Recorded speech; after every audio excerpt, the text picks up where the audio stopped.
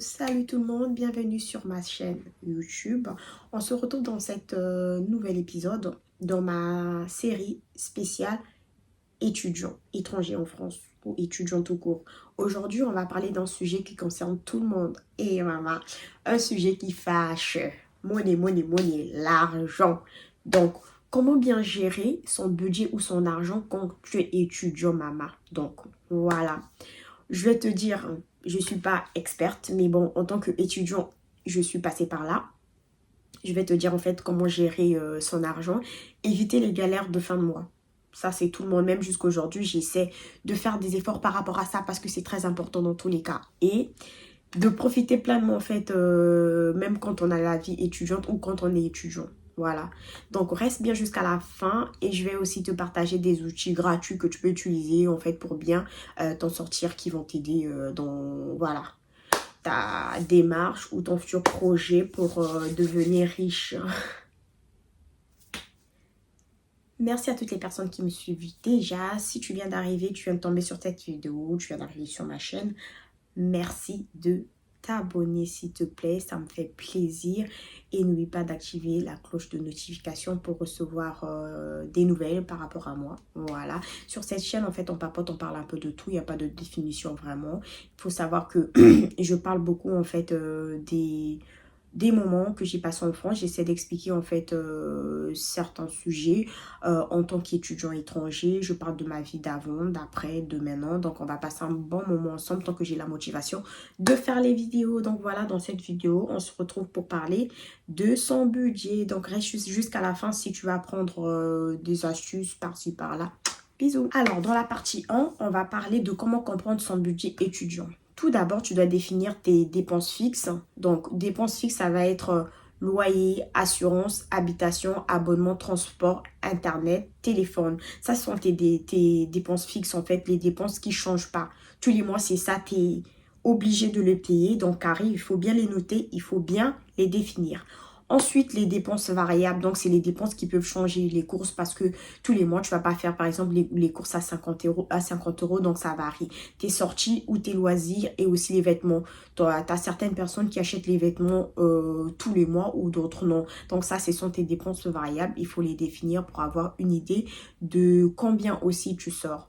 Tu définis aussi tes dépenses exceptionnelles. C'est ce qui arrive rarement. Par exemple, tu vas avoir l'achat de ton matériel scolaire, des voyages, des cadeaux.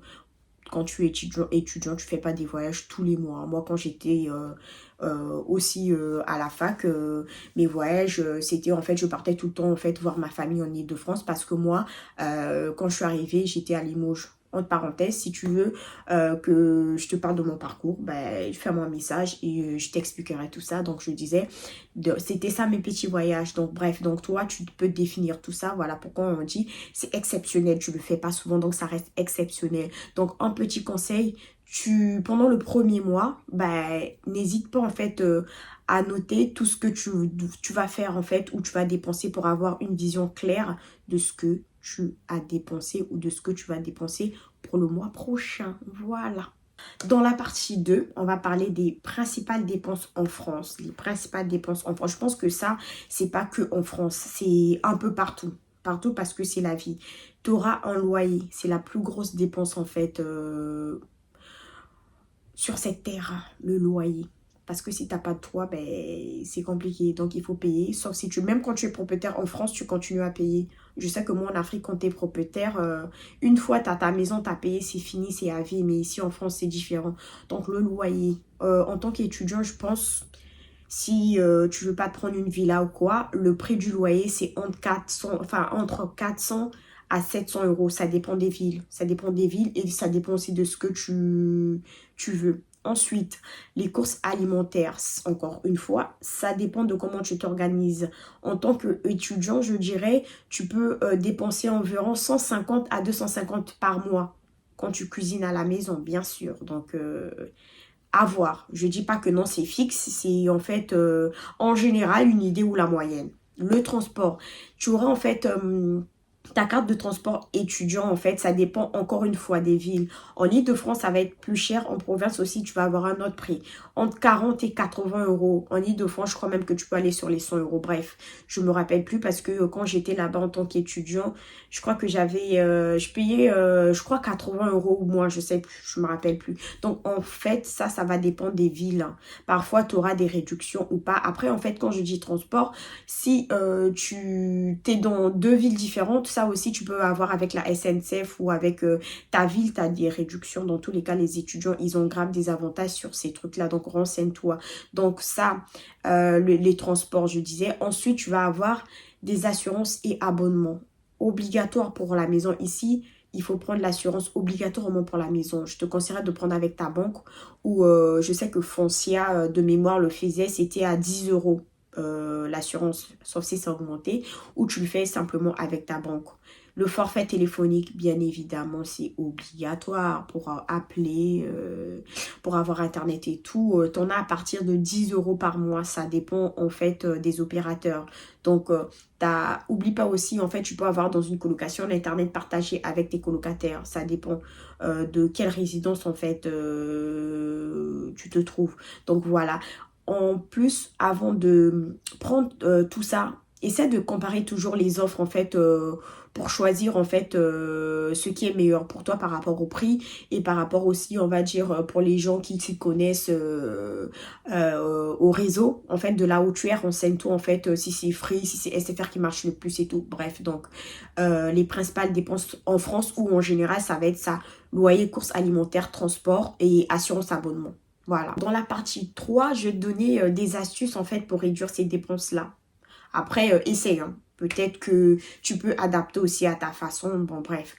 En fait, la première chose, ça va être le logement. Tu peux trouver des colocations dans des résidences étudiants ou des aides au logement. Déjà, ça va te permettre de réduire ton loyer, de payer moins cher. Et les courses aussi, franchement, faire une liste avant d'aller faire ses courses, ça aide. Juste qu'aujourd'hui, je continue à faire une liste. Je vérifie d'abord ce que j'ai parce que quand j'achète, moi, je fais les courses au mois, sauf les fruits et légumes. Donc, tout ce qui va être sec ou qui se conserve longtemps, je fais une liste, pardon, ça, j'achète pas tous les mois. Donc, tu fais ta course de liste par rapport à ce que tu as déjà. Et ensuite, en tant qu'étudiant, je conseillerais franchement Lidl Aldi, c'est le best en tant qu'étudiant. Après, tu peux te faire un petit plaisir en allant acheter des produits frais, par exemple les légumes ou fruits au grand frais.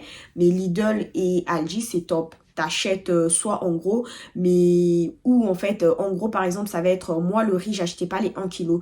Et 5 kilos, pourquoi je vais acheter 1 kg? Ça va aller 5 kilos, ça me faisait deux fois, vas-y, 2, 3 mois. Donc, tous les mois, en fait, t'es pas obligé, en fait, d'acheter, par exemple, certaines choses, les pâtes. T'as des promos, deux fois, t'as deux achetés, un offert, des trucs comme ça dépend des marques. Donc, à voir.